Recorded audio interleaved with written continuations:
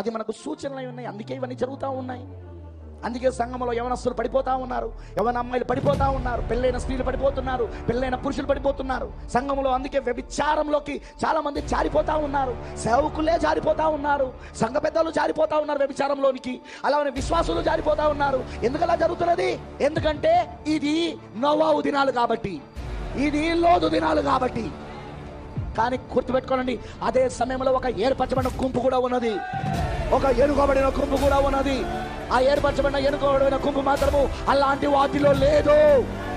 అతనే నోవాహు, మరి అతని యొక్క కుటుంబమై ఉన్నది. వాళ్ళు కృపా వర్తమానాన్ని పొందుకొని ఆ కృపా వర్తమానంలో వెళ్తా ఉన్నారు వాళ్ళు. మరి ఇప్పుడు కూడా అలాంటి ఒక గుంపు ఉంటుందా? ఇప్పుడు కూడా అలాంటి ఒక గుంపు ఉంటుందా? 100% ఉంటుంది. ఇప్పుడు కూడా ఛాయలలో ఉన్నదంటే, నీడలలో ఉన్నదంటే ఇప్పుడు నిజ రూపంలో కూడా ఉండాలి.